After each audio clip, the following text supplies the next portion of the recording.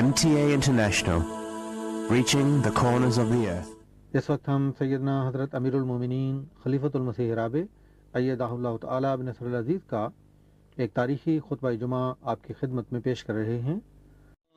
حبیبنا صلی علی محمد صلی علی حبیبنا صلی علی محمد صلی علی رسولنا صلی علی محمد صلی علی رسولنا صلی علی محمد صلی علی محمد صلی علی محمد۔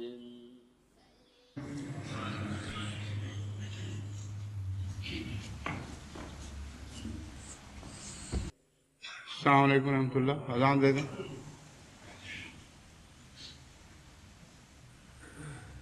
اللہ اکبر اللہ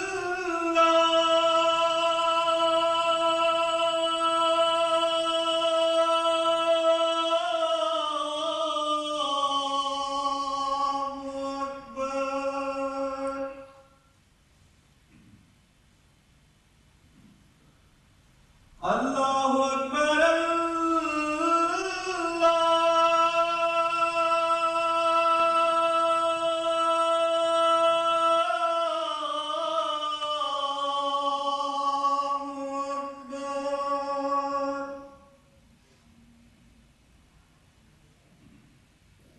اشہد ان لا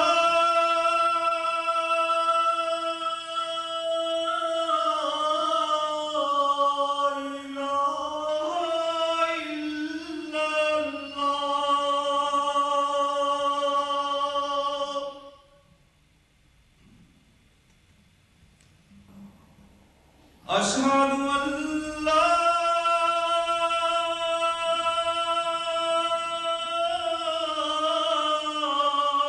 الہ الا اللہ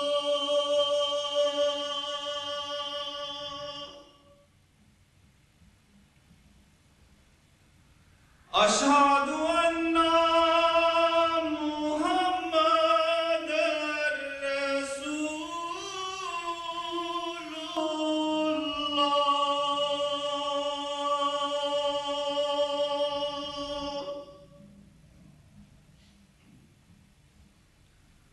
اشہد ان محمد رسول اللہ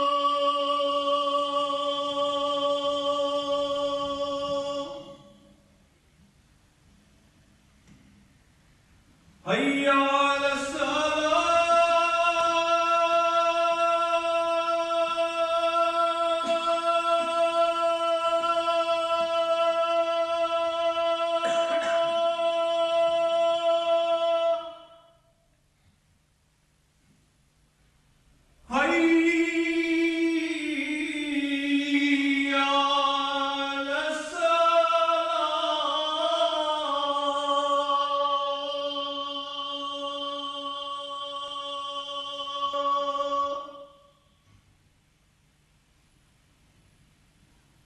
حی علی الفلاح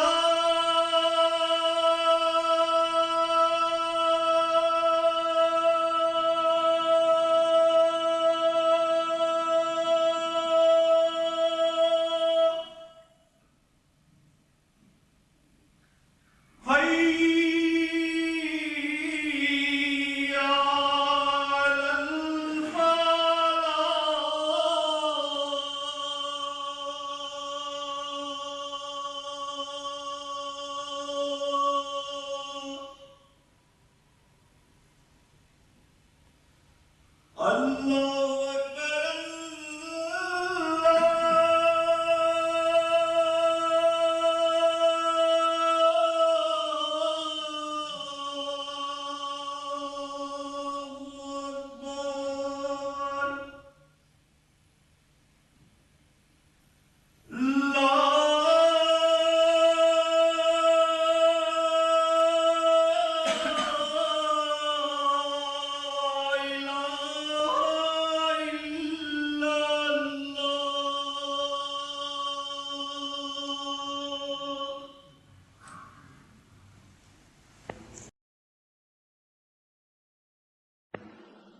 أشهد أن لا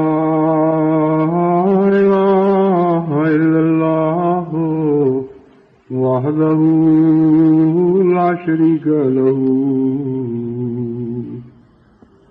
وأشهد أن محمدا عبده ورسوله أما بعد فأعوذ بالله من الشيطان الرجيم بسم الله الرحمن الرحيم الحمد لله رب العالمين الرحمن الرحيم مالك يوم الدين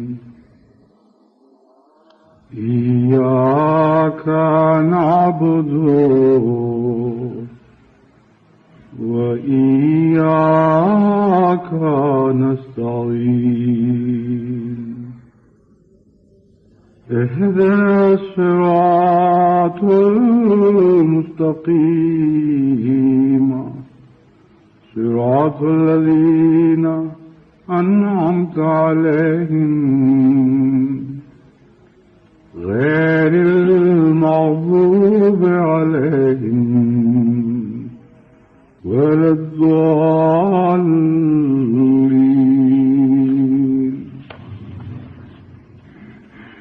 قل يا أهل الكتاب تعالوا إلى كلمة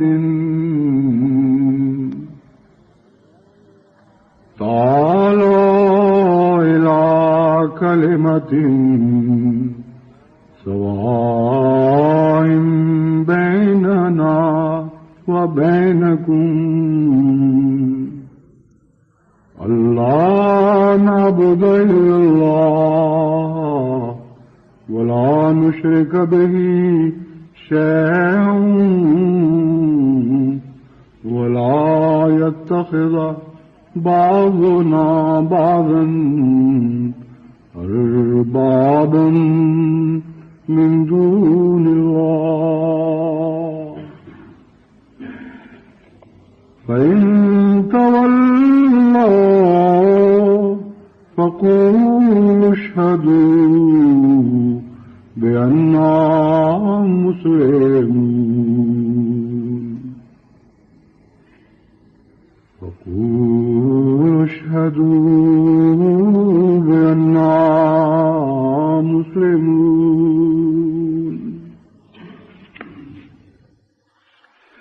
یہ سورہ آل عمران کی 65ویں آیت ہے جس کی میں نے تلاوت کی ہے.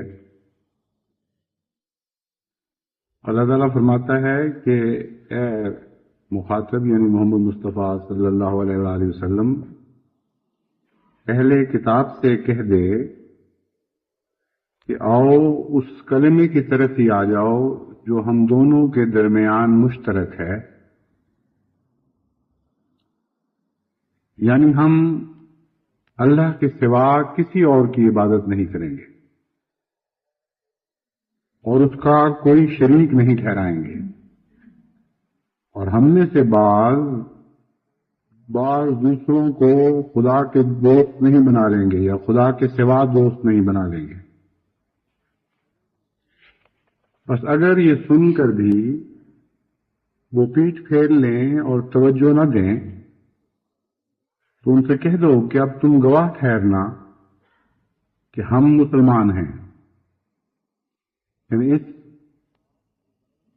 اشتراک کی دعوت کو سن کر بھی پیٹھ پھیرنے والوں کا پھر اسلام سے کوئی تعلق نہیں رہتا، اور اس وقت کہنے والوں کا یعنی اس دعوت دینے والوں کا یہ حق بن جاتا ہے، اور یہ حق قرآن کریم میں عطا کرتا ہے کہ انہیں کہہ دو کہ اب تم گواہ رہو گے کہ ہم مسلمان ہیں جو خدا تعالیٰ کے نام پر اس وحدت اشتراک کی طرف تمہیں بلا رہے ہیں، اشتراک وحدانیت خدا تعالیٰ کی طرف تمہیں بلا رہے ہیں. یہ عجیب کلام ہے کہ ہر دوسرے اختلاف کو نظر انداز کر کے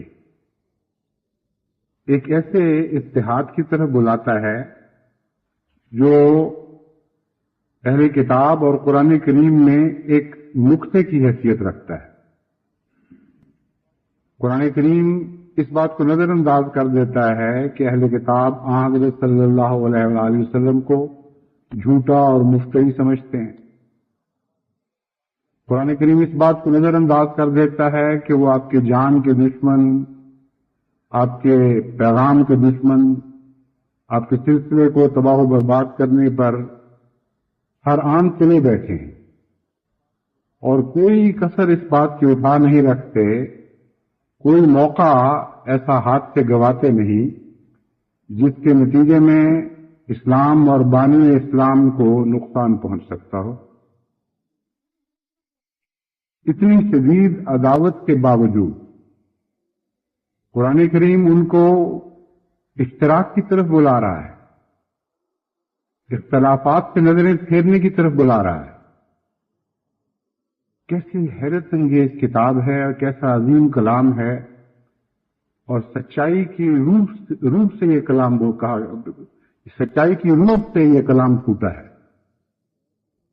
ناممکن ہے کہ جب تک بنی نوع انسان کے ساتھ گہرا تعلق نہ ہو، جب تک خدا تعالیٰ کے ساتھ گہرا تعلق نہ ہو، اس قسم کا کلام کسی زبان پر جاری ہو سکے۔ اور خدا تعالیٰ جو اپنے بندوں سے بلا امتیاز نسل، بلا امتیاز رنگ، بلا امتیاز مذہب ایک گہرا ایسا تعلق رکھتا ہے جو مذہب سے بھی بالا ہے، یعنی خالقیت اور مخلوقیت کا تعلق، جب تک اس عظیم ہستی کی طرف سے یہ آواز نہ نکلے، دنیا والوں کے تصور میں بھی یہ بات نہیں آ سکتی۔ یہ وہ کلام ہے جس کی اطاعت کے نتیجے میں، جس کی پیروی کے نتیجے میں دنیا کے سارے اختلافات مٹ سکتے ہیں۔ قدر مشترک کی طرف بلانا بنی نوع انسان کو، بھلائیوں اور نیکیوں کی طرف بلانا اور برائیوں اور ظلموں سے اعتراض کر لینا، نظریں پھیر لینا، اس بات کی پرواہ نہ کرنا کہ کوئی دشمنی میں کس حد تک بڑھ چکا ہے۔ جہاں بھی ایک اچھی قدر بھی مل جائے، ایک مقام اشتراک بھی ہو، اس کی طرف تم بلانا شروع کر دو۔ ایسا عظیم سبق ہے کہ صرف مذہبی دنیا میں ہی نہیں بلکہ سیاسی دنیا میں بھی، معاشی اور تمدنی دنیا میں بھی ہر قسم کے اختلافات کو حل کرنے کے لیے ایک ایسی چابی ہے جسے ماسٹر کی کہہ سکتے ہیں، جو ہر تالے میں چلے گی۔ لیکن بدقسمتی ہے انسانوں کی، بدقسمتی ہے قوموں کی کہ قرآن کریم کی نظیم الشان تعلیمات کو بھلا کر مصیبتوں کی زندگی اپنے میں پڑے ہوئے ہیں، اپنے لیے ایک جہنم بنا رکھی ہے، اپنے لیے بھی اور دوسروں کے لیے بھی، اپنے دوستوں کے لیے بھی، اپنے دشمنوں کے لیے بھی۔ حقیقت ہے کہ قدر اشتراک ہی آج دنیا کے سب مسائل کا حل ہے۔ غیر قوموں کو تو چھوڑیے، بدقسمتی یہ ہے کہ پاکستان میں اسلام کے نام پر قائم ہونے والے پاکستان میں اسلام کی محبت کی دعوے دار جو حکومت ہے، وہ بھی اس بنیادی اور اصولی سبق کو نہیں سمجھ رہی، اور جو مہم جماعت احمدیہ کے خلاف آج بڑے زور شور کے ساتھ چلائی جا رہی ہے، اس مہم کا خلاصہ یہ ہے کہ ہر قدر اشتراک کو مٹا دو۔ قرآن کریم کا پیغام کا خلاصہ یہ ہے کہ ہر قدر اختلاف کو نظر انداز کر دو، ہر قدر اشتراک کی طرف بلاؤ۔ پاکستان میں جاری ہونے والی مہم اس کے بالکل برعکس ہے، اس کے شدید مخالفانہ مہم ہے۔ وہ بات کر رہے ہیں جو آسمان والے نہیں کر رہے، وہ بات کر رہے ہیں جو برخلاف شہریار ہے، خدا کی تقدیر کے خلاف۔ یہ پیغام لے کر اٹھے ہیں کہ ہم ہر قدر اشتراک کو مٹاتے چلے جائیں گے اور ہر قدر اختلاف کو ہوا دیتے چلے جائیں گے۔ اسی دشمنی میں اندھا کر کے ان کو ایسے ایسے الزامات لگانے پر مجبور کیا ہے جماعت احمدیہ کے خلاف جن کا حقیقت سے کوئی دور کا بھی تعلق نہیں۔ چند مثالیں میں نے گزشتہ خطبے میں دی تھیں اور یہ واضح کیا تھا محض اپنی زبان سے نہیں بلکہ غیر کی زبان سے، ان لوگوں کی زبان سے جو آج ہم پر الزام لگا رہے ہیں، یہ ثابت کیا تھا کہ جماعت احمدیہ ہمیشہ اسلام کی بھی وفادار رہی ہے، عالم اسلام کی بھی وفادار رہی ہے، اور الزام لگانے والے نہ صرف جھوٹ بولتے ہیں بلکہ خود ملزم ہیں، خود مجرم ہیں اور اقراری مجرم بھی ہیں۔ غیر احمدی ایسے اخبارات کے حوالوں سے اور کتب کے حوالے سے میں نے تاریخ پاکستان سے قبل کی تاریخ میں سے کچھ امور آپ کے سامنے رکھے تھے۔ اب اسی سلسلے میں بعض اور امور آپ کے سامنے رکھتا ہوں۔ ہر ایسے موقع پر جبکہ اسلام یا عالم اسلام کو کوئی خطرہ درپیش ہوا ہے، ہمیشہ جماعت احمدیہ خدا تعالیٰ کے فضل سے ایسے موقع پر اسلام اور مسلمانوں کے دفاع میں صف اول میں رہی اور پوری طاقت اور پوری ہمت کے ساتھ کمر بستہ ہو کر ہر دشمن کا مقابلہ کیا ہے۔ اس کے برعکس مجلس احرار اور جماعت اسلامی کا کردار یقینی طور پر شک کا سوال نہیں ہے، کوئی الزام تراشی کا سوال نہیں ہے۔ تاریخی حقائق بتا رہے ہیں کہ یقینی طور پر ہر ایسے اہم موقع پر اسلام اور عالم اسلام کے مفاد کے خلاف ہے۔ قرطاس ابیض میں جن بہت سی باتوں کی طرف اشارے کر دیے گئے ہیں اور ان کی تفصیل بیان نہیں ہوئی، مثلا یہ کہہ دینا کہ عالم اسلام اور اسلام کے خلاف ہیں، اس میں وہ سارے الزامات آ جاتے ہیں جو مختلف وقتوں میں مختلف شکلوں میں احرار اور جماعت اسلامی کی طرف سے بالخصوص جماعت احمدیہ پر لگائے گئے، اور پاکستان میں جو مختلف جرائد چھپتے رہے حالیہ دور میں، مختلف اشتہارات شائع ہوتے رہے، کتابیں شائع ہوئیں، حکومت پاکستان کی طرف سے ان کی پوری سرپرستی ہوئی، ان کو زکوٰۃ کے اور دوسری مددات کے پیسوں سے بھرپور مدد دی گئی، اور اس بات پر فخر کیا گیا کہ ہم اس تحریک کی سرپرستی کر رہے ہیں۔ الزامات بھی عجیب و غریب ہیں۔ یہ بھی الزام لگایا گیا ہے کہ ہم ہندوستان کے ایجنٹ ہیں، اور یہ بھی الزام لگایا ہے کہ ہم ہندوازم کے ایجنٹ ہیں۔ یہ بھی الزام لگایا گیا ہے کہ ہم اشتراکیت کے نمائندہ ہیں اور تمام اشتراکی ممالک کے ایجنٹ ہیں، اور یہ بھی الزام لگایا گیا ہے کہ ہم استعماریت کے نمائندہ ہیں اور تمام استعماری ممالک کے ایجنٹ ہیں۔ بیک وقت روس کے بھی ایجنٹ ہیں اور اسرائیل کے بھی ایجنٹ ہیں۔ عقلیں ماری گئی ہیں، ہر دنیا کی طاقت کے ایجنٹ ہیں، خواہ وہ آپس میں کتنی مخالف ہیں ایک دوسرے کی۔ لیکن جب ہم واقعات پر نظر ڈالتے ہیں تو ایک بالکل مختلف کہانی ابھرتی ہوئی ہمارے سامنے آتی ہے، اور وہ کہانی نہیں رہتی بلکہ ایک تاریخی حقیقت بن جاتی ہے۔ جہاں تک ہندو یا ہندوستان کے ایجنٹ ہونے کا تعلق ہے، محض لغو چھوٹے چھوٹے دماغوں کی خود ساختہ کہاوتیں ہیں، کہانیاں ہیں، اس سے زیادہ ان کی کوئی بھی حیثیت نہیں۔ امر واقعہ یہ ہے کہ جماعت احمدیہ کا مسلک یہ ہے کہ جس ملک میں احمدی رہتا ہے، جس ملک کا نمک کھاتا ہے، جس کی مٹی سے اس کا خمیر گوندا گیا ہے، وہ اس کا وفادار ہے اور وفادار رہے گا۔ ہندوستان کے احمدی لازماً ہندوستان کا وفادار ہے اور ہمیشہ وفادار رہے گا۔ انگلستان میں رہنے والا احمدی لازماً انگلستان کے وفادار ہے اور وفادار رہے گا، اور پاکستان میں بسنے والا احمدی لازماً پاکستان کا وفادار ہے اور وفادار رہے گا۔ یہ ہے حقیقت حال، باقی سب جھوٹ ہے۔ اگر یہ چاہیں کہ پاکستان کے مفاد کے لیے دنیا کے ہر ملک میں بسنے والا احمدی اپنے ممالک کا مفاد بیچ دے تو یہ اسلام کے خلاف ہے، بلکہ احمدی کو سوائے پاکستان کے ساری دنیا میں غدار بنا دو گے، اور ساری دنیا کے غدار کو پاکستانی احمدی سمیت اسلام کا غدار بنا دو گے، اور خود تم بھی یہ نہیں کرتے۔ کیا انگلستان کے بسنے والے مسلمان اور عرب میں بسنے والے مسلمان اور افریقہ میں بسنے والے مسلمان اور دیگر بر اعظم میں بسنے والے مسلمان تمام کے تمام اپنے اپنے ملکوں کے غدار ہیں؟ سوال ہی نہیں پیدا ہوتا۔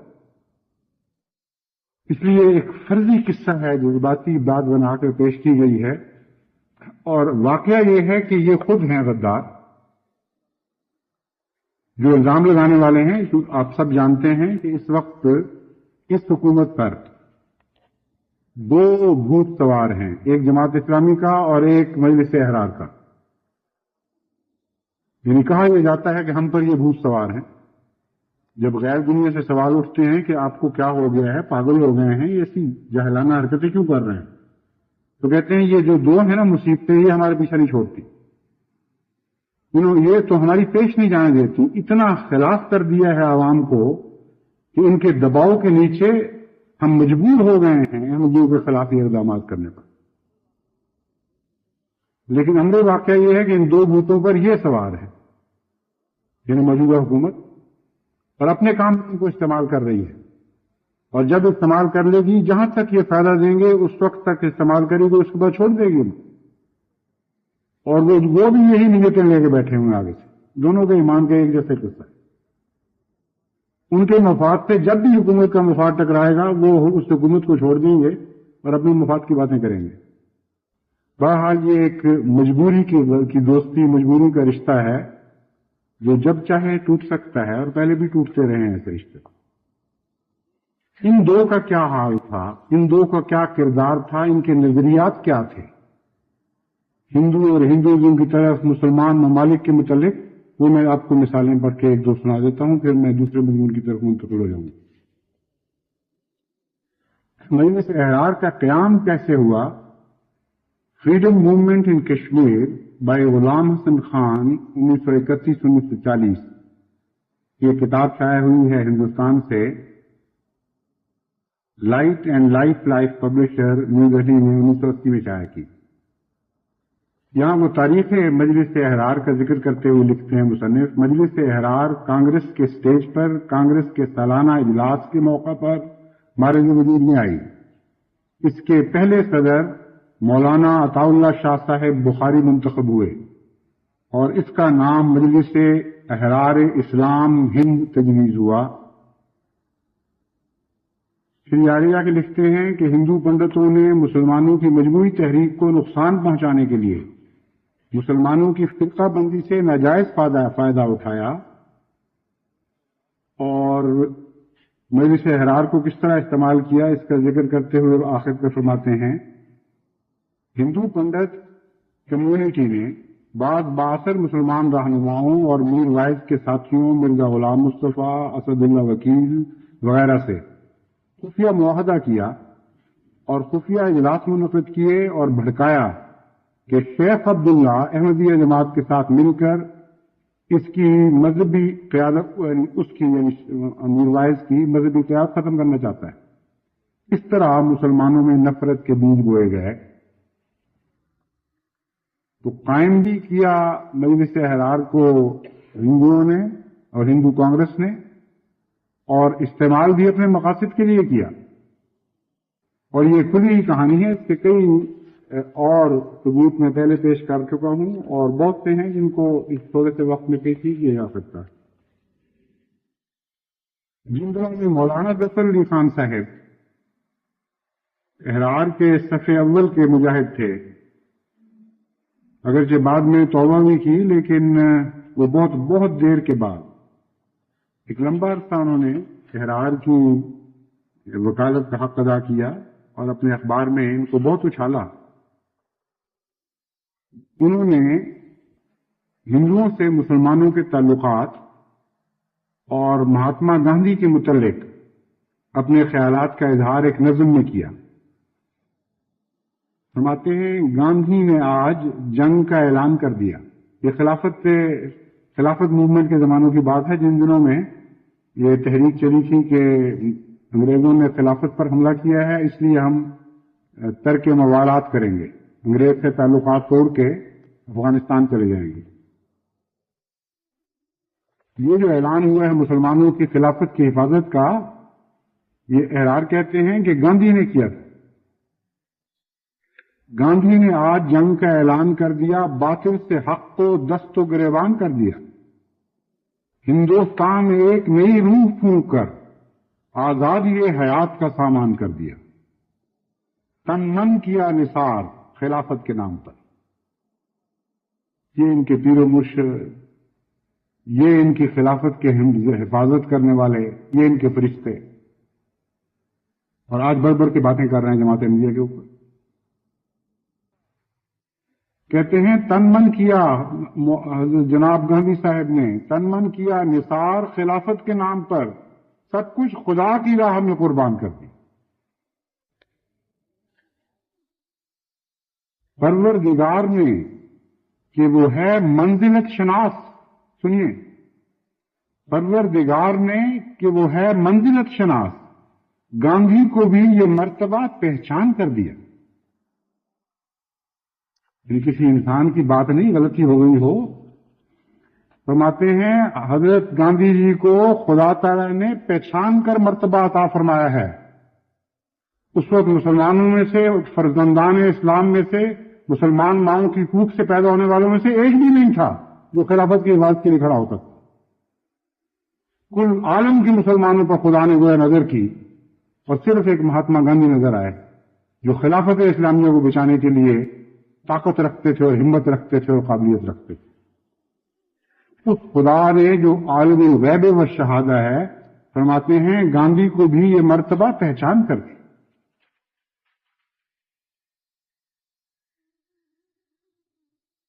پھر فرماتے ہیں ہندو مسلم اتحاد کے متعلق 5 سال پہلے اس اتحاد کا وہم و گمان بھی نہ تھا. ہندو اور مسلمانوں کو گاندھی، لالا راجپت رائے، مالوی جی، موتی لال نہرو کے متعلق خیال ہے کہ یہ ان کی کوششوں کا نتیجہ ہے. مگر کیا یہ پہلے نہ تھے؟ کیا یہ قوت ان میں پہلے موجود نہ تھی؟ میں یعنی ظفر علی خان، میں کہتا ہوں کہ یہ آسمانی قوت ہے. اب ہندو مسلمانوں میں تفرقہ نہیں پڑ سکتا. ہندوؤں نے مہاتما گاندھی نے مسلمانوں پر جو احسان کیے ہیں ان کا عوض ہم دے نہیں سکتے. یعنی مسلمانوں پر ہندوؤں اور مہاتما گاندھی نے جو احسان کیے ہیں، کہتے ہیں ہم ان کا عوض نہیں دے سکتے. ہمارے پاس زر نہیں ہے، جب جان چاہیں ہم حاضر ہیں. یہ ہیں احمدیوں پر، ہندوؤں اور پاکستان کے احمدیوں پر. ویسے تو میں نے کہا ہے ہر ملک کا احمدی اس ملک کا وفادار ہے اور کوئی پرواہ نہیں ہے ہمیں اس اعلان کرنے میں، کوئی جھجک اور کوئی بات نہیں ہے. لازماً ہندوستان کے میں بسنے والے احمدی کا فرض ہے اور قرآن یہ اس کا فرض مقرر کرتا ہے کہ اپنے وطن کے وفادار رہو، جس کا نمک کھاتے ہو اسے بے وفائی نہ کرو. تو ان کی بات میں نہیں کر رہا، نہ یہ ان کی بات کر رہے ہیں. دراصل الزام یہ ہے کہ گویا پاکستان میں بسنے والے احمدی، پاکستانی احمدی ہندوؤں کے ایجنٹ اور ہندوستان کے وفادار ہیں، پاکستان سے ان کا کوئی تعلق نہیں. بالکل جھوٹ ہے. جو ہیں وہ اپنے خود اپنی تحریروں سے ظاہر ہو رہے ہیں.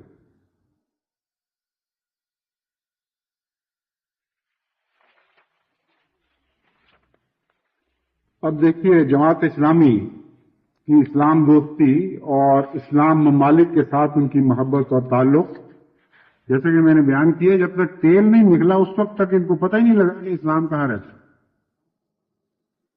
عرب ممالک کا اسلام سے تعلق کیا ہے، اس سے ناشنا تھے. جب تیل کی دولت کی ریل پیل ہوئی ہے تو اس وقت ان کی نظریں اٹھی، اس وقت ان کو معلوم ہوا کہ یہاں تو خدا رہتا ہے، یہاں تو خدا والے لوگ رہتے ہیں. اس سے پہلے کیا تھا؟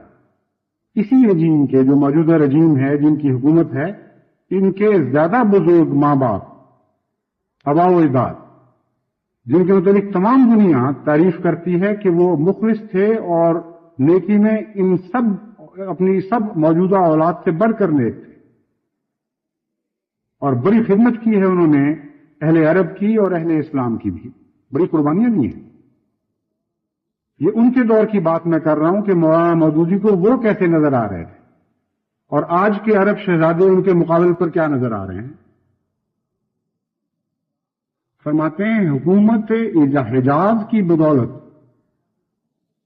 سرزمین عرب پر جاہلیت مسلط ہے۔ حکومت حجاز کی بدولت، یعنی کنگ عبد العزیز، کنگ فیصل وغیرہ، یہ ان کی بدولت سرزمین عرب پر جاہلیت مسلم ہے، اور حرم کعبہ کے منتظم بنارس اور ہردوار کے مہنت بن گئے ہیں۔ ایک لمبی تحریر ہے، اس کو آپ پڑھیں تو حیران رہ جاتا ہے انسان۔ بہت ہی گہرے عناد کے نتیجے میں گویا ایک انسان کس گھول رہا ہے بدوتوں سے بیٹھا، اور اب اس کو زہر تھوکنے کا موقع ملا ہے۔ اس قسم کی تحریر ہے، لیکن جب حج کی بات ہوگی تو پھر میں اس کے بقیہ حصے میں پڑھ کے سنا دوں گا۔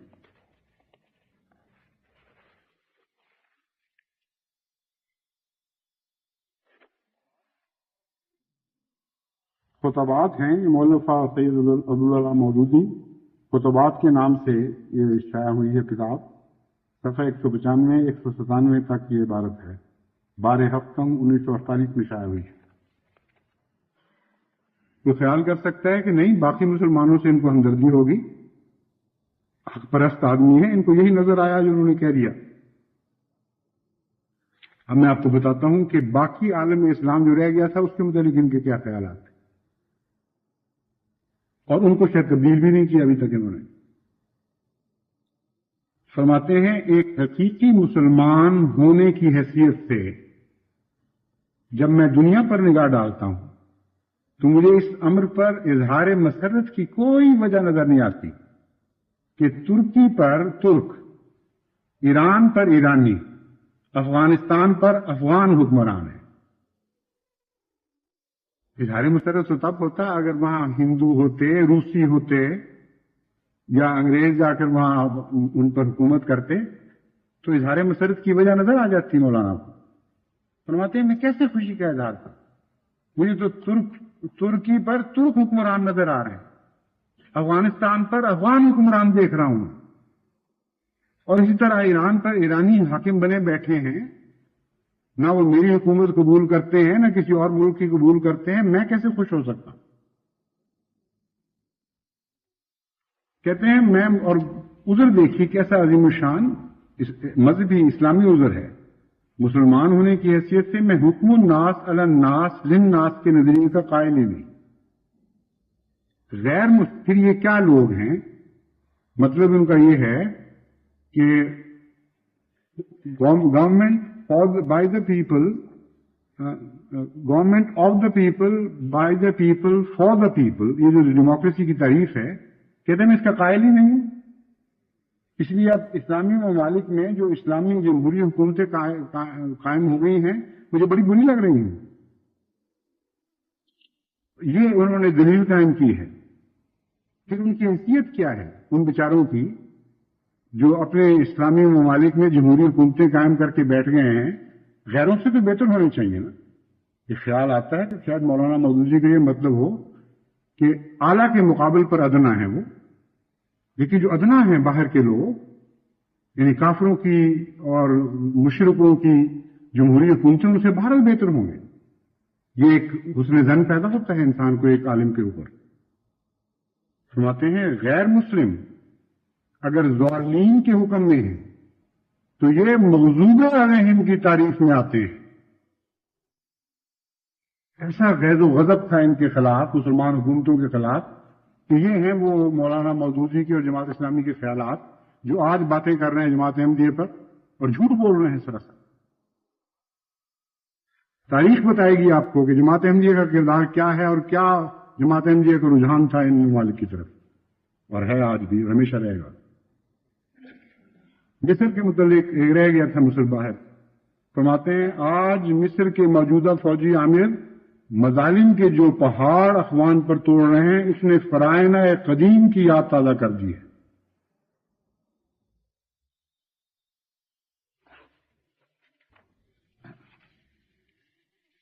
ایک الزام جماعت احمدیہ پر معین طور پر یہ غداری کا لگایا گیا ہے کہ جماعت احمدیہ نے ہمیشہ غداری کی ہے کشمیر کے مفاد سے، چودھری ظفر اللہ خان نے غداری کی کشمیر کے مفاد سے، اور جماعت احمدیہ نے کشمیر کے خلاف کوشش کی ہے ہمیشہ۔ بالکل الٹ اور الٹ قصہ ہے، اتنا بڑا جھوٹ اور اتنا بڑا بہتان ہے کہ کوئی ان کو حیا نہیں آتی۔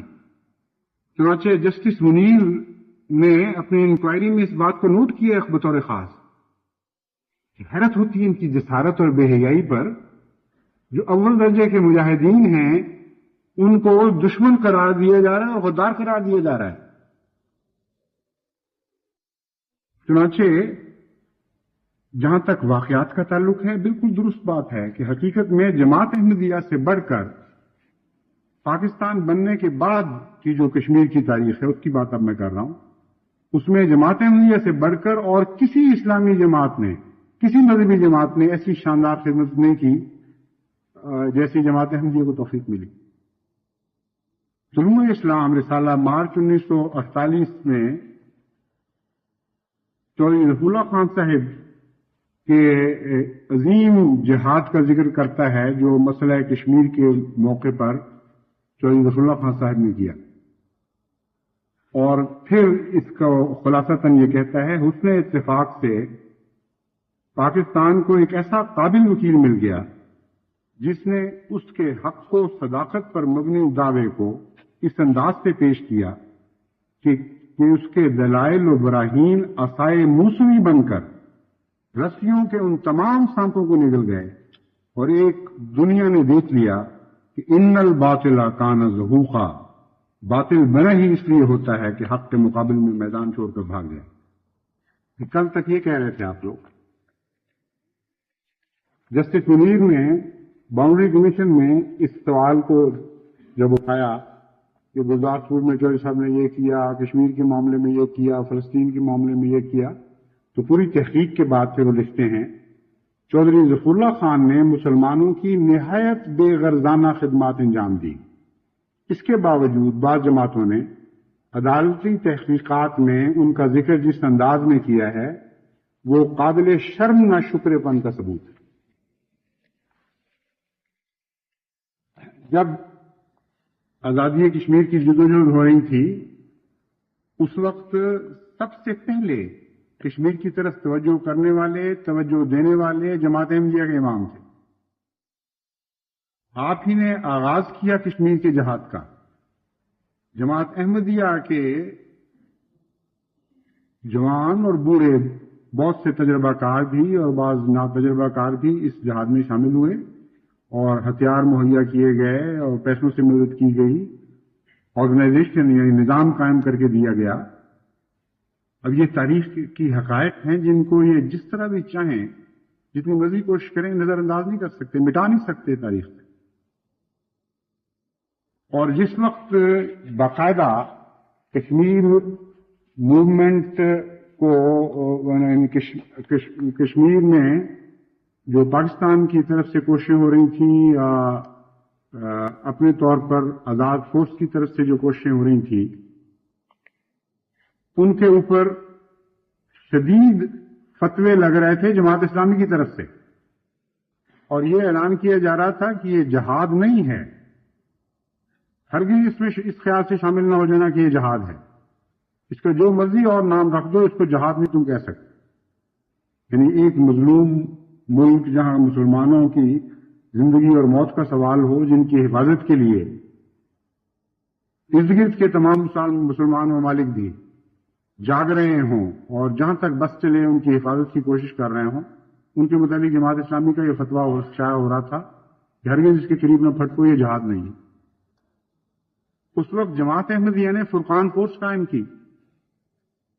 جماعت احمدیہ ہی تھی جس نے ایک پوری بٹالین دی ہے آزاد اپنے خرچ کے اوپر آزادی کے ساتھ ان سے لڑنے کے لیے، اور بعد میں اس بٹالین کو باقاعدہ تسلیم کر کے حکومت نے اپنایا، اور باقاعدہ سے جب جنگ شروع ہوئی ہے تو اس بٹالین نے بڑے کارہائے نمایاں سر انجام دیے ہیں۔ اس وقت اس بٹالین میں ایسے ایسے نوجوان بھی شامل تھے جن کی وہ جو اپنی ماؤں کے اکلوتے بچے تھے،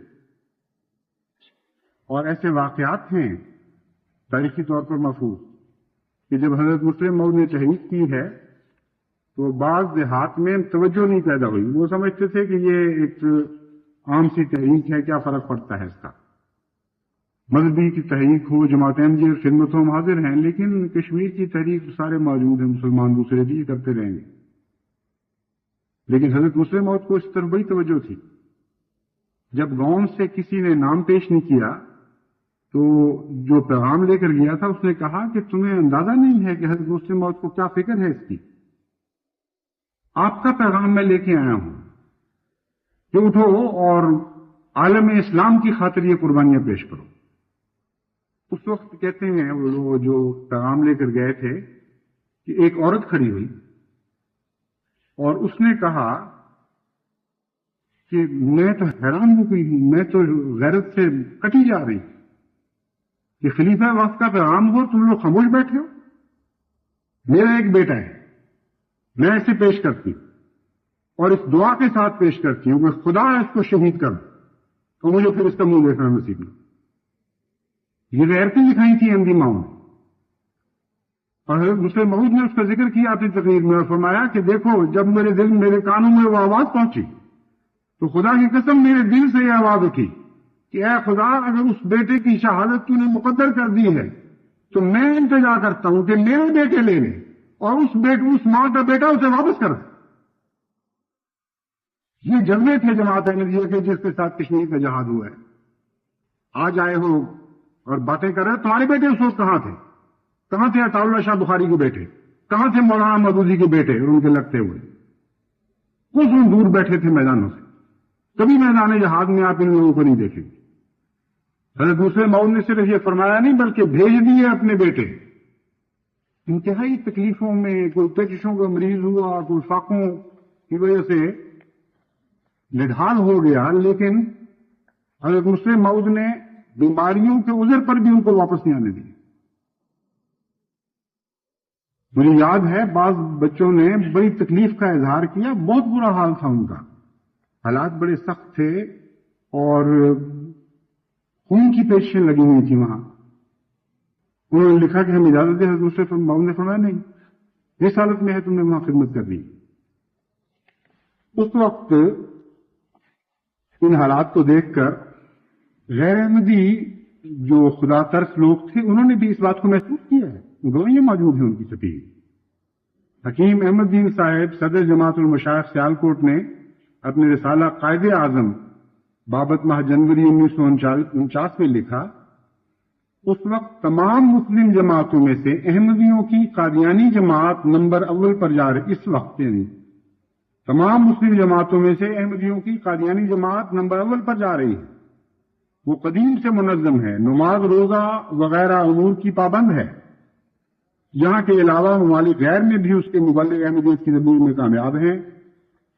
قیام پاکستان کے لیے، مسلم لیگ کو کامیاب بنانے کے لیے اس کا ہاتھ بہت کام کرتا تھا۔ جہادی کشمیر میں مجاہدین آزاد کشمیر کے دوش بدوش جس قدر احمدی جماعت نے خلوص اور درد دل سے حصہ لیا ہے اور قربانیاں کی ہیں، ہمارے خیال میں مسلمانوں کی کسی دوسری جماعت نے بھی ابھی تک ایسی جرأت اور پیش قدمی نہیں کی۔ ہم ان تمام امور میں احمدی بزرگوں کے مداح اور مشکور ہیں اور دعا کرتے ہیں کہ اللہ تعالیٰ انہیں ملک و ملت اور مذہب کی خدمت کرنے کی مزید توفیق بخشے۔ اور اس وقت کے جو پاکستان کے کمانڈر ان چیف تھے انہوں نے ایک نہایت ہی شاندار خراج تحسین پیش کرتا ہوا ایک سرٹیفکیٹ فرقان فورسز کے جوانوں کو پیش کیا، اور وہ ایک لمبا سرٹیفکیٹ ہے، اس میں سے ایک دو اقتباسات میں آپ کے سامنے رکھتا ہوں۔ General sir Douglas Gracey, KCIE CB CBE MC، commander in chief Pakistan army, یہ ہیں وہ لکھنے والے، سرٹیفکیٹ دینے والے اور دستخط کرنے والے صاحب۔ آپ کی بٹالین زندگی کے مختلف شعبوں سے تعلق رکھنے والے رضاکاروں پر مشتمل تھی۔ میں نے جیسا کہ بتایا اپنے خرچ پر تھا، یہ سب رضاکار تھے، کوئی تنخواہ دار نہیں تھا حکومت۔ نوجوان، کسان، طلباء، استاد اور کاروباری لوگ سب کے سب پاکستانی خدمت کے جذبے سے سرشار تھے۔ آپ نے رضاکارانہ طور پر بے لوث جان کی قربانی پیش کی، کوئی معاوضہ طلب نہ کیا اور نہ ہی کسی شہرت کی تمنا کی۔ کشمیر میں ایک اہم محاذ آپ کے سپرد کیا گیا تھا، ہمیں آپ پر جو اعتماد تھا اسے آپ نے بہت جلد پورا کر دکھایا۔ جنگ میں دشمن کی بھاری بری اور ہوائی طاقت کے مقابل پر آپ نے اپنی زمین کا 1 انچ بھی دیے بغیر اپنی ذمہ داریوں کو آسن طور پر نبھایا۔ یہ ہیں آج کی حکومت کے نزدیک پاکستان اور اسلام اور اسلامی ممالک کے غداروں کی کہانی۔ تم بھی تو ایسے غدار پیدا کر کے دکھاؤ گے۔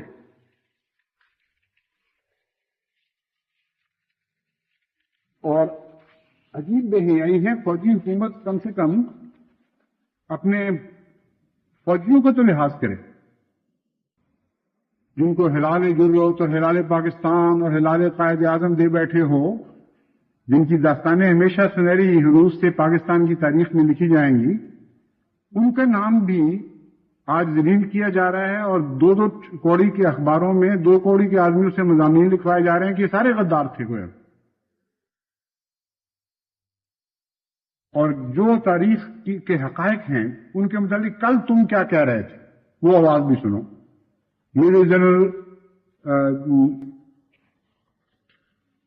ملک اختر اور میجر جنرل علی وغیرہ اور دوسرے ہمارے احمدی جرنیلوں اور فوجیوں کے متعلق ایسے سے بےہودہ مضامین لکھوائے جا رہے ہیں رسالوں میں کہ آدمی حیران ہو جاتا ہے کہ پاگل ہو گئے، کیا ہو گیا؟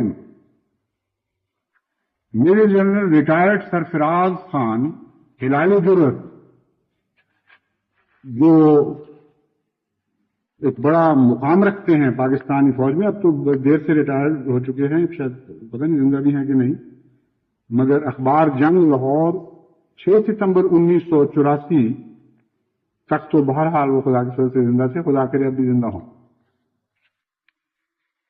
وہ ایک پرانی یادداشتوں سے پاکستان اور ہندوستان کی جنگوں پر تبصرہ کرتے ہوئے لکھتے ہیں اس اخبار میں، جس ہنرمندی سے اختر ملک نے چھم پر اٹیک کیا اسے شاندار فتح کے علاوہ کوئی دوسرا نام نہیں دیا جاتا۔ وہ اس پوزیشن میں تھے کہ آگے بڑھ کر جوڑیاں پر قبضہ کر لیں، کیونکہ چھم کے بعد دشمن کے قدم اکھڑ چکے تھے اور وہ جوڑیاں خالی کرنے کے لیے فقط پاکستانی فوج کے آگے بڑھنے کے انتظار میں تھے۔ مگر ایسے نہیں ہونے دیا گیا، کیونکہ پکی پکائی پر یحییٰ خان کو بٹھانے اور کامیابی کا سہرا ان کے سر باندھنے کا پلان بن چکا تھا۔ لیکن نقصان کس کا ہوا؟ بھارت کو مکمل شکست دینے کا موقع ہاتھ سے نکل گیا۔ یہ ہیں احمدی غدار۔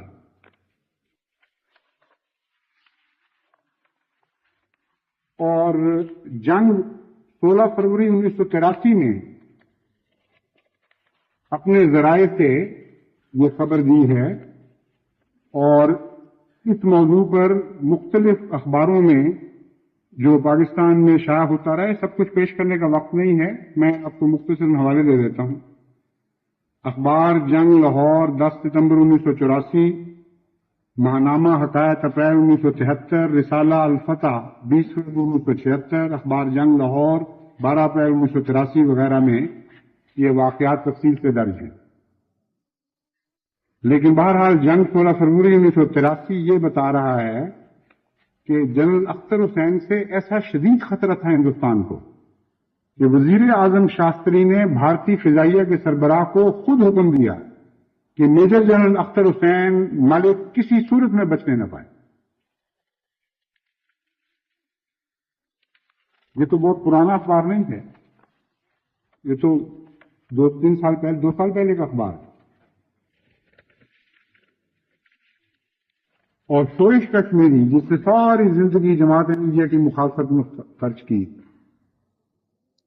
ان کے دل کا حال سنیے. جب احمدی لڑتا ہے میدان میں جا کر اسلام کے لیے یا مسلمانوں کے لیے یا اپنے وطن کے لیے، تو ایسا پیارا لگتا ہے، ایسا نمایاں لگتا ہے اس میدان میں کہ دشمن بھی واہ واہ کرنے پر اس وقت مجبور ہو جایا کرتا.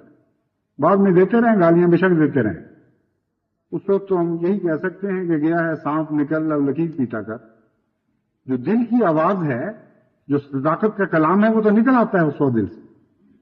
تو شورش کشمیری نے جب ملک اختر کے کارنامے دیکھے اس زمانے میں، تو یہ کہنے پر اس وقت مجبور ہو گیا کہ دہلی کی سرزمین نے پکارا ہے ساتھیوں، اختر ملک کا ہاتھ بتاتے ہوئے چلو. کوئی جرنیل ان کو اور نظر نہیں آیا جس کا ہاتھ بتاتے ہوئے چلو، جس کو دہلی کی زمین نے پکارا تھا. یہ احمدی ماں کا بیٹا تھا، یہ احمدی سپوت تھا جو اس وقت ان کو نظر آ رہا تھا میدان کارزار میں. دہلی کی سرزمین میں پکارا ہے ساتھیوں، اختر ملک کا ہاتھ بٹاتے ہوئے چلو، گنگا کی وادیوں کو بتا دو کہ ہم ہیں کون، جمنا یہ ذوالفقار چلاتے ہوئے چلو.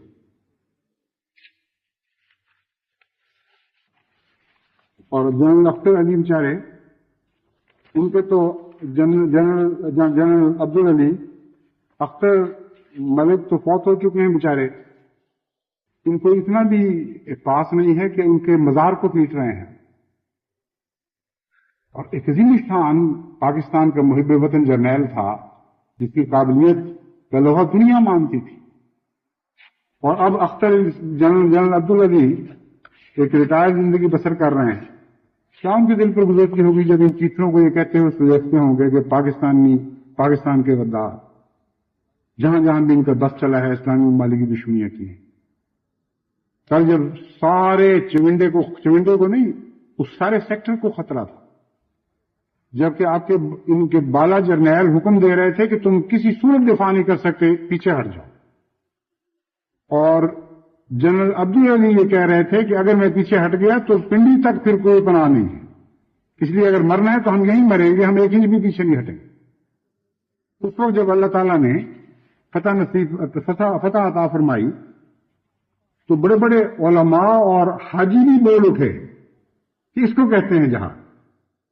چنانچہ الحاج مولانا عرفان رشدی صاحب داعیہ مجلس علماء پاکستان اپنی کتاب مارکہ حق و باطل کے صفحہ 73 پر لکھتے ہیں، کر رہا تھا غازیوں کی جب کما عبدالعلی، خاص صفوں میں مثل طوفان رواں عبدالعلی.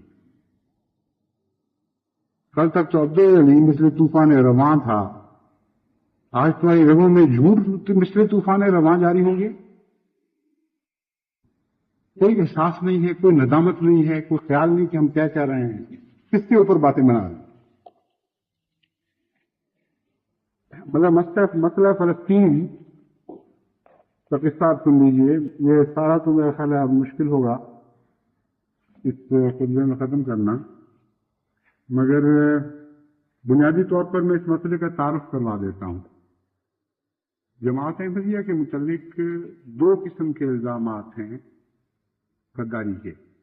ایک یہ کہ چودھری ظفر اللہ خان کی وجہ سے مسئلہ فلسطین تباہ ہوا اور اس کو سبوتاژ کر دیا انہوں نے، اور اگر کوئی اور ہوتا چودھری صاحب کی بجائے تو پھر وہاں کامیابی ہو سکتی. گویا کہ عمدن شرارت کے ساتھ غداری کی ہے ایک اسلامی مفاد کے ساتھ. اور دوسرا، احمدی تو اتنے وفادار ہیں اسرائیل کے کہ 600 احمدی اسرائیل کی فوج میں اس وقت ان کی خدمت سر انجام دے رہے ہیں.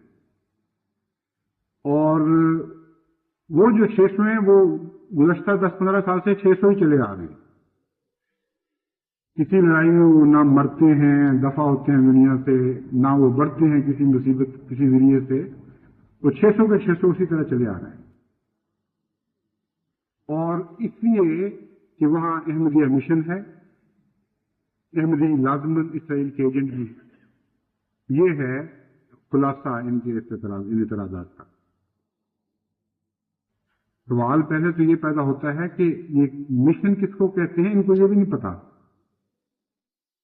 انہوں نے جماعت احمدیہ کے تبلیغی مشن کی کتاب میں سے لفظ مشن پڑھا ہے، اور یا خود دھوکے میں ہیں یا دنیا کو دھوکہ دے رہے ہیں کہ گویا جس طرح سیاسی مشن ہوتے ہیں حکومتوں کے قائم کردہ، اس قسم کا کوئی مشن ہے، اور عوام الناس کو بیچاروں کو پتہ ہی نہیں لگتا کہ بات کیا ہو رہی ہے۔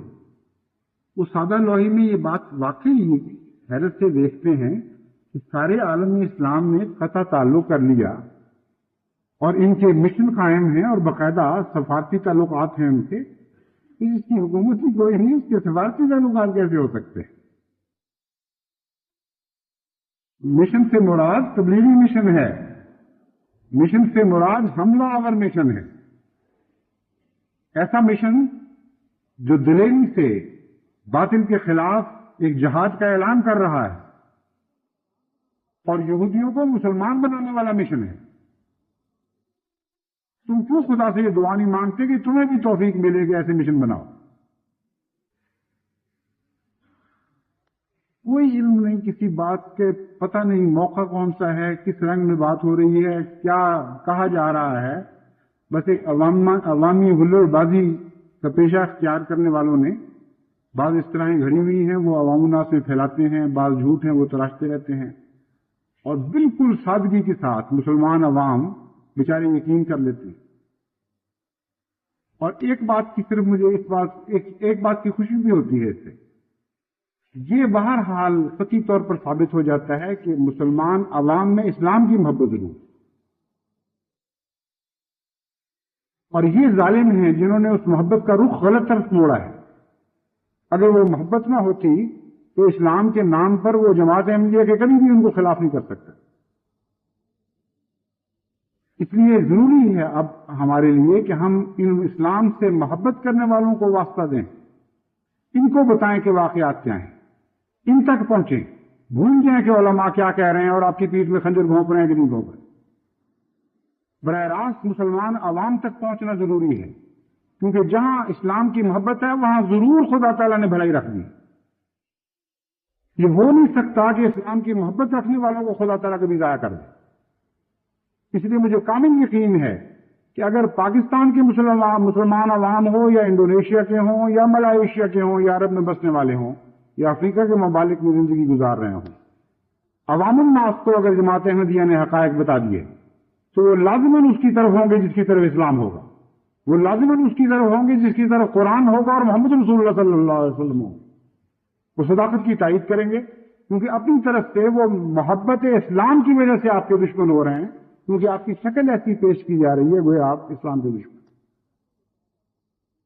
ان کو یہ کہا جاتا ہے کہ دیکھو مشن بنا لیا ہے اور ایجنٹ ہونا ثابت ہو گیا۔ اب تو یہ بھی کوئی دلیل نہیں، نہایت ہی احمقانہ دلیل۔ روس میں پاکستان کا مشن ہے، پاکستان روس کا ایجنٹ، امریکہ میں پاکستان کا مشن ہے، انگلستان میں ہے، دنیا کے کتنے ممالک میں مشن ہے، ان سب ممالک کا ایجنٹ بنتا چلا جائے گا پاکستان۔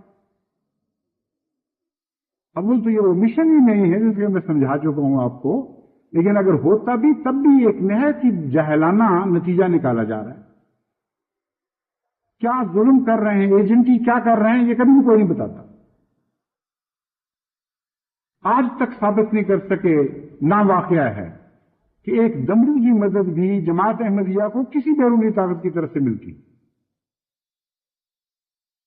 اور کیا حرکتیں ہیں، بے وفائیاں ہیں کیا، وہ قصے تو بتاؤ۔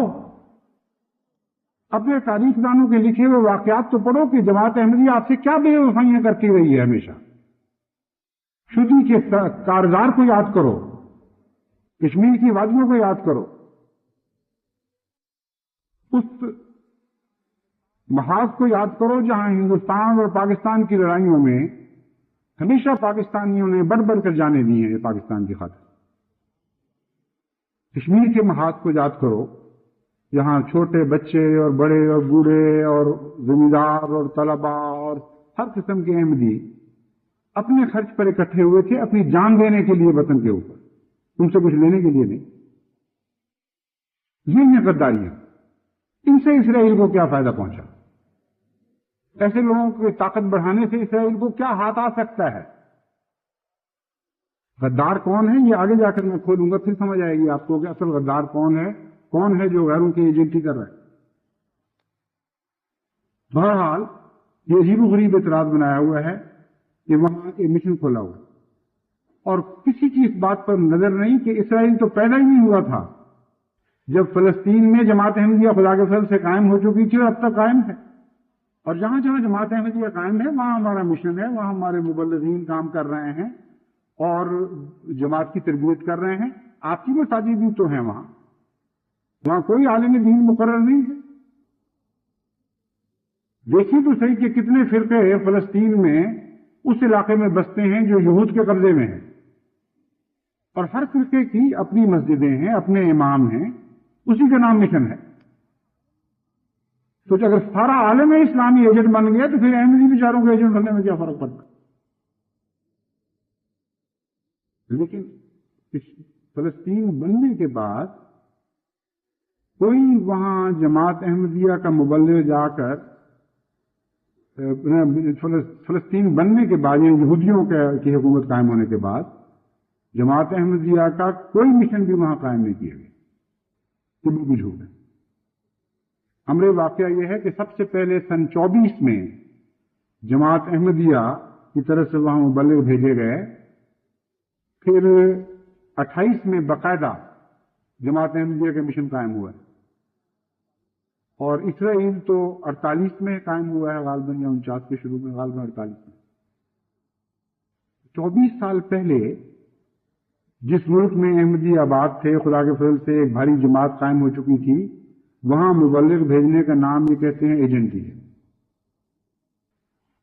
ایک احمدی ہمارے دوست ہیں وہاں کبابیر کی جماعت کے ابراہیم صاحب، انہوں نے جب یہ حالیہ واقعات کبھی سنے، ساری دنیا میں یہ شور پڑا ہوا ہے، انہوں نے کہا یہ تو ہمارے علماء کو تو پتہ ہی نہیں اس بات. عجیب ہے، پاکستان ساری دنیا میں شور ڈال رہا ہے، عربوں کو نہیں بتا رہا یہ بات. چنانچہ انہوں نے جا کر فلسطین میں تمام چوٹی کے مسلمان رہنماؤں سے ملاقات کی اور ان کو بتایا کہ ظلم اور اندھیر ہو رہا ہے، ہمارے متعلق یہ الزام لگ رہا ہے کہ ہم اس فوج میں ملازمت کر رہے ہیں اور ایجنٹ ہیں اسرائیل کے. چنانچہ انہوں نے ان میں سے وہ بڑے خدا پرست لوگ ہیں اس لحاظ سے، حق بات کہنے سے گھبرائے نہیں بلکہ تحریریں دی، مہریں لگا کر دی اور کہا ہم اجازت دیتے ہیں بے شک اس کو جہاں مرضی شاہ کرو. وہ تو لمبے ہیں خطوط، ان کا خلاصہ میں پڑھ کے سناتا ہوں. لکھنے والے یہ باتیں لکھ رہے ہیں. مسلمان جماعت ہے جماعت احمدیہ، ایک خدا کو ماننے والی ہے، خاص دینی اور اسلامی امور سے تعلق رکھتی ہے، سیاست سے اس کا کوئی تعلق نہیں، بہت شریف اور معزز ہیں، معاشرتی اور اخلاقی لحاظ سے کسی سے کم نہیں، سب کو محبت اور پیار کی نظر سے دیکھنے والے، دینی تعلیمات کی حفاظت کرنے والے افراد، خصائل حمیدہ اور اخلاق حسنہ سے مزین. یہ قابل قدر سچی محب وطن جماعت ہے. یہ اسرائیل کی فوجی کارروائیوں اور عسکری مہمات میں حصہ نہیں لیتی، قانون کا احترام کرتی ہے، دنیاوی لہو و لعب سے دور رہتی ہے. یہ ہے اسرائیل کے مقبوضہ فلسطین میں بسنے والے مسلمان مشاہیر کے سرٹیفکیٹ. یہ ہیں ان کے سرٹیفکیٹ. لکھنے والے کون کون ہیں؟ عکا اور حیفا کے شرعی قاضی Muhammad Abdulaziz Ibrahim Nimr Hussein, mayor of Shefa Amr. Samir Darwish, chairman local council. Muhammad Watad, member parliament. Muhammad Khalid Masarwa, advocate. Fathi Furani, secretary Muslim communication committee. Mahmoud Masalha, head master high school. Sami Mari, university of Haifa کے lecturer. انہوں نے بڑی حکمت سے ہر طبقہ زندگی کے حوالے اکٹھے کر دیے. اس سلسلے میں ایک دفعہ میں نے بھی ان کی ایک کتاب کا جواب دیتے ہوئے جس کا عنوان تھا تلبیس سے ربوہ تک، یا ربوہ سے تلبیس تک، ربوہ سے تلبیس تک. اس کا جواب دیتے ہوئے میں نے ان سے کہا کہ علماء ہو تم، خدا کا خوف کرو. 600 کہتے ہو کہ ہیں، پہلے بتاؤ کہ تمہیں کس ایجنٹ نے یہود کے یہ خبر دی؟ پتا کہاں سے لگا تمہیں؟ اور ان میں سے کسی ایک کا نام بتا. میں نے کہا 600 نہیں، 60 کا، 60 کا نہیں، 6 کا بتا دو. 6 کا نہیں، 1 کا بتا دو جو پاکستان یا دنیا کے کسی ملک کا بسنے والا احمدی ہو جس نے جا کے اسرائیل میں نوکری کی. آج تک ایک نام بھی پیش نہیں کر سکتے، ہے ہی کوئی نہیں. فرضی نام بنا نہیں سکتے. وہ بنائیں گے تو محلے کا پتہ دینا پڑے گا، جگہ بتانی پڑے گی، وہاں جا کے ہر آدمی دیکھ سکتا ہے کہ اس نام کا آدمی کوئی نہیں. یہ کوئی ریفرینڈم تو نہیں کہ فرضی نام بنا لو جتنے مرضی.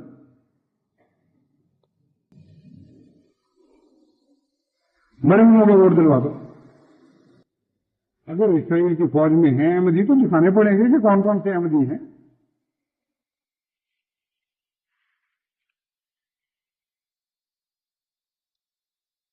اور یہ جو جماعت احمدیہ کی وفاداری ہے اسلام کے ساتھ اور فلسطین میں مسلمانوں کے مفاد کے ساتھ، یہ کوئی آج کی بات نہیں ہے.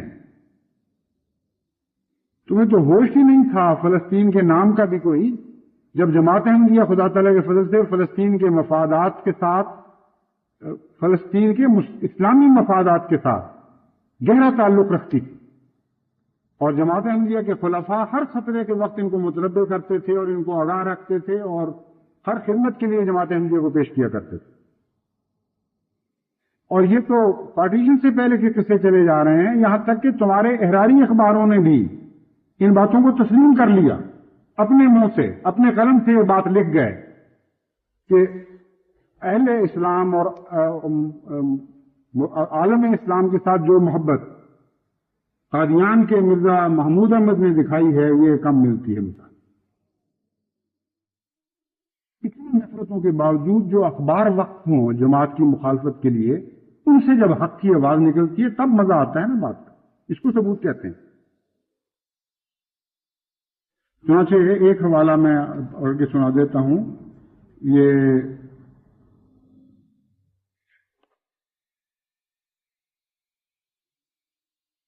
مجلس احرار کا اخبار زمزم ایک ہوا کرتا تھا.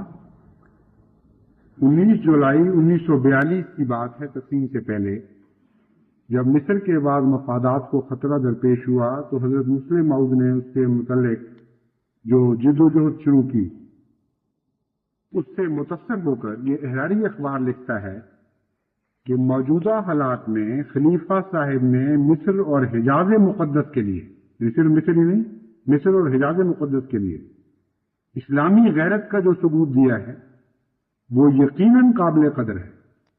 اور انہوں نے اس غیرت کا اظہار کر کے مسلمانوں کے جذبات کی صحیح ترجمانی کی. ترجمان بھی تمہیں ملا کرتا تھا تو احمدی ملا کرتا تھا، احمدیوں کو سربراہ ملا کرتا تھا.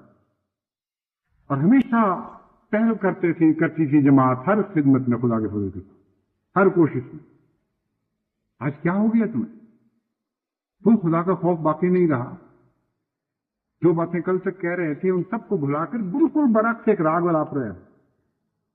آئندہ خطبے میں انشاءاللہ تعالی بس یہ حوالے پڑھ کے سناؤں گا تو ذکر اللہ خان صاحب کا کیا کردار رہا اور دنیا نے اس کردار کو کس طرح تسلیم کیا ہے، اور اہل عرب نے اس کردار کو دیکھ کر کس طرح داد دی ہے چودھری صاحب کے ایمان، اخلاص اور اسلام سے محبت کو. اور جماعت احمدیہ کے امام نے جو خلیفۃ المسیح ثانی تھے، انہوں نے اس موقع پر کیا کارروائی کی اور اس کے نتیجے میں دشمنان اسلام نے پھر کیا کارروائی کی. یہ سارے بڑے دلچسپ واقعات ہیں. ایک ایسا تاریخ کا باب ہے جس کا جماعت احمدیہ کو علم ہونا چاہیے، کیونکہ جو گزشتہ خطبات ہیں ان کے بعد جو مجھے خطوط محسوس ہو رہے ہیں، موصول ہو رہے ہیں، ان سے پتہ لگ رہا ہے کہ بہت سے احمدی بھی ان حقائق سے ناواقف تھے.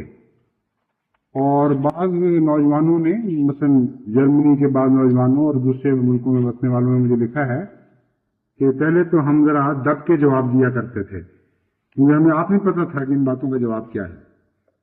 اب تو ہمارے مخالفین میں افراتفری کھلبلی پڑ گئی ہے. بعض جگہ سے بتانے والے بتاتے ہیں کہ ان کی آپس میں اب لڑائیاں شروع ہو گئی ہیں. وہ کہتے ہیں دیکھو تم جھوٹے نکلے ہو, یہ سچے نکلے. تو حق جب بولتا ہے تو اس کی آواز لازماً اثر کرتی ہے, لیکن حق کے ہتھیار ضرور ہونے چاہیے پاس, علم ہونا چاہیے ہر احمدی کو. اس لیے انشاءاللہ تعالی آئندہ خطبات میں بقیہ امور پر روشنی ڈالوں گا اور ہر بات کو خود ان کے اپنی زبان اور اپنے قلم سے ثابت کر کے دکھاؤں گا. اللہ تعالیٰ توفیق عطا فرمائے.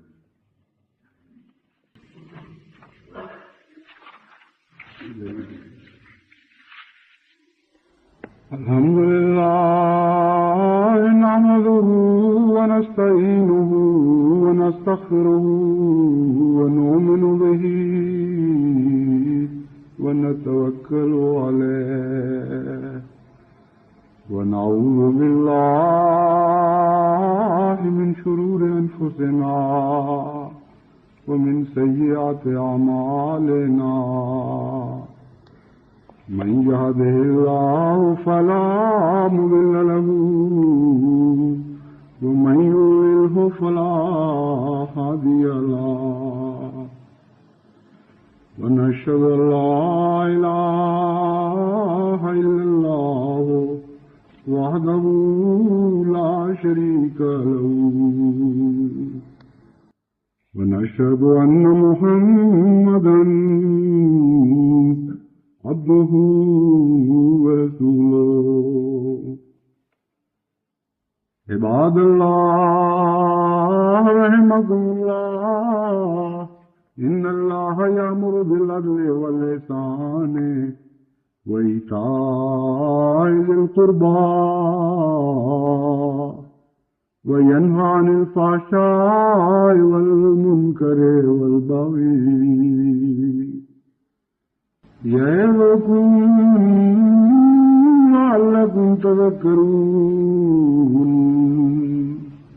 اذكروا الله يذكركم وادعوه يستجب لكم ولذكر الله أكبر.